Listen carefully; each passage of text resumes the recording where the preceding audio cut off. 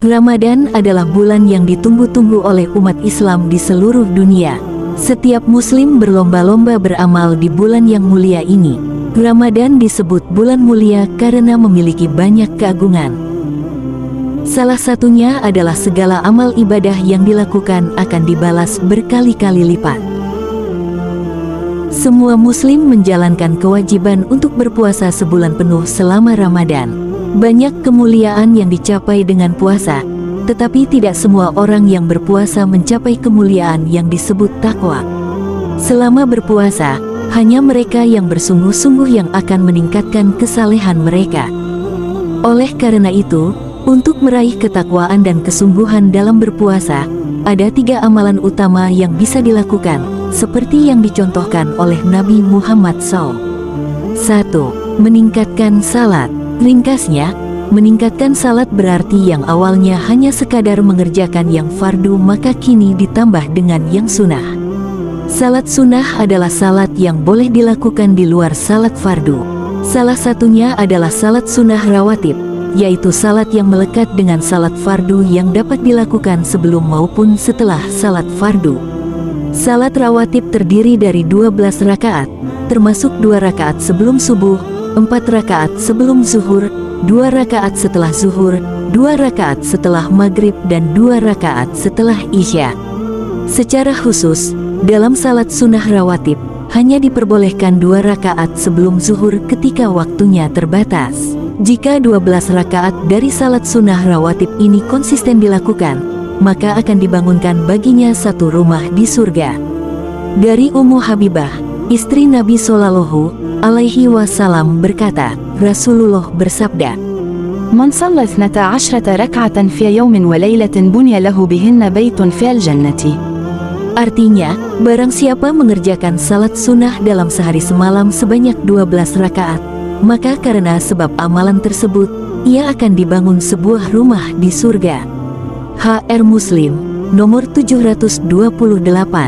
Selain salat sunnah rawatib, terdapat pula salat sunnah mutlak, yaitu salat yang berdampingan dengan salat fardu tetapi ada pula yang terpisah. Contoh yang berdampingan adalah salat sunnah 4 rakaat sebelum asar. Terdapat pula salat di antara azan dan iqamah, salat tahiyatul masjid, salat duha yang terbagi menjadi awal duha, 1,5 jam setelah salat subuh disebut juga dengan syuruk, dan dilaksanakan sebanyak 2 rakaat, pertengahan duha, sekitar jam 8-10 dan jumlahnya 2-4 rakaat, dan akhir duha, sekitar jam 10-11 dan jumlahnya 2-4-8 rakaat. Lalu di malam harinya terdapat salat tahajud, salat tarawih dan salat witir.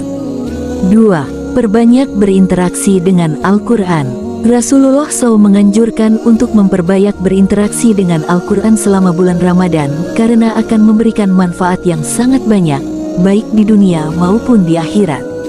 Lalu, berinteraksi dengan Al-Quran merupakan salah satu amalan sunnah yang sangat penting di bulan Ramadan. Berikut merupakan cara-cara yang bisa dilakukan dalam berinteraksi dengan Al-Quran. 1. Banyak membaca Al-Quran, qiraah, di bulan Ramadan. Targetnya harus khatam 30 juz. Strategi yang bisa dilakukan agar bisa lebih mudah menghatamkan Al-Quran yaitu dengan dibagi 30 yang berarti menargetkan sehari 1 juz. Lalu 1 juz dibagi dalam 5 waktu sholat, kemudian dibagi lagi menjadi sebelum dan setelah salat. Jika strategi ini konsisten dilakukan maka di akhir Ramadan insya Allah dapat menghatamkan 30 juz Al-Quran. 2. Tilawah, mengkaji Al-Quran. Banyak pahala yang didapatkan saat bertilawah. Selama bertilawah, rahmat Allah SWT dibentangkan sehingga saat berdoa akan cepat dikabulkan dan ketika beristighfar akan diampuni.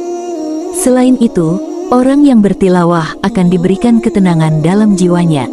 3. Infak dan sedekah. Perbanyaklah infak dan sedekah di bulan Ramadan karena setiap amalan akan dilipat gandakan pahalanya yaitu berupa 700 kali lipat dikali 10. Selain itu, infak dan bersedekah dapat membantu banyak orang yang membutuhkan. Dalam hadis Ibnu Abbas R.A.